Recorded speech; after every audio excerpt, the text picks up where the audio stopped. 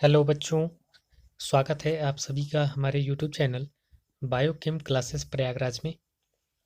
तो आज की इस वीडियो लेक्चर में हम बात करेंगे एल्डिहाइड और कीटोन के पार्ट 2 की। यानी कि ये जो वीडियो है आपका वो लेक्चर नंबर 2 होने वाला है। अब इस वीडियो के अंतर्गत हम एल्डिहाइड और कीटोन के बचे हुए पार्ट को अध्ययन करेंगे। यानी कि अब हम बात करेंगे एल्डिहाइड और कीटोन की कुछ सामान्य अभिक्रियाएं। तो कुछ रिएक्शंस हैं जिनको हम एल्डिहाइड और कीटोन में पढ़ते हैं, जो कि पहला रिएक्शन है अपचयन अभिक्रिया, रिडक्शन रिएक्शंस। तो पहला हो जाएगा, पहला ऑप्शन है एल्कोहल में अपचयन। तो उत्प्रेरक निकिल, पैलेडियम या प्लेटिनम की उपस्थिति में हाइड्रोजन एल्डिहाइडों को प्राथमिक एल्कोहलों में और कीटोनों को द्वितीयक एल्कोहलों में अपचयित करता है। यानी कि एल्डिहाइड क्या करता है, निकिल, पैलेडियम या प्लेटिनम की उपस्थिति में हाइड्रोजन एल्डिहाइडों को प्राथमिक एल्कोहल में और कीटोन को द्वितीयक एल्कोहल में अपचयित करता है। जैसा कि आपने पहले वीडियो में देखा था कि प्राथमिक एल्कोहल से हम एल्डिहाइड का निर्माण करते थे और द्वितीयक एल्कोहल से हम कीटोन का निर्माण करते थे।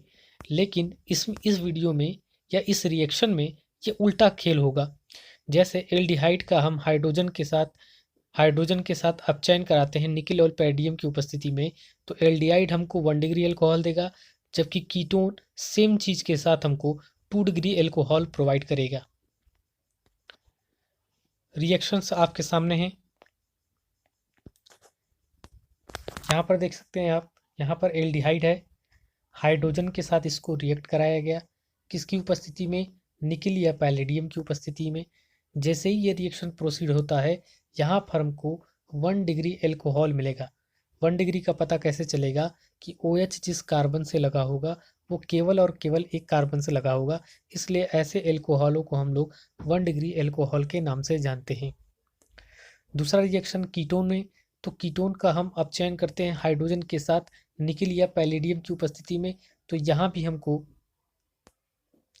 कीटोन हाइड्रोजन के साथ निकिल या पैलेडियम की उपस्थिति में कराते हैं, तो हमको क्या मिलता है, देखिए यहाँ पर सेकेंडरी एल्कोहल की प्राप्ति होती है, यानी 2 डिग्री एल्कोहल की प्राप्ति होती है।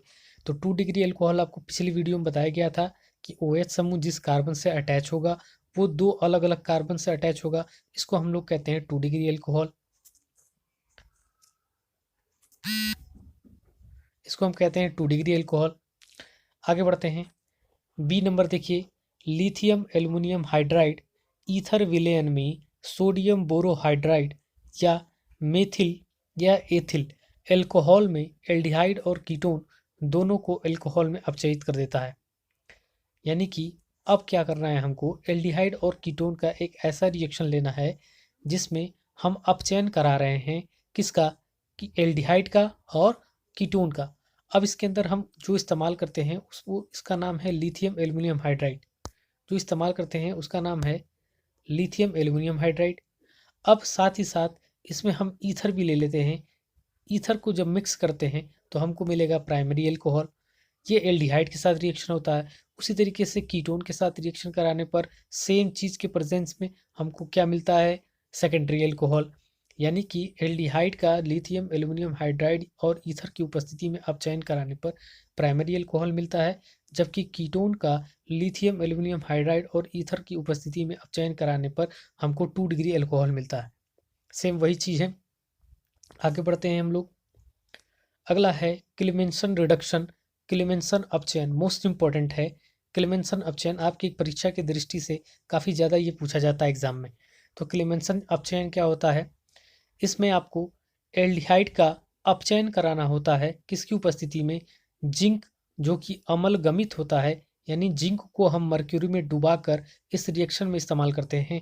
साथ ही साथ HCl सांद्र का इस्तेमाल करते हैं और हाइड्रोजन कितने मोल, 6 मोल, और ये जाकर जुड़ जाएगा और जैसे ही जुड़ेगा ये आपका हाइड्रोकार्बन बना लेगा।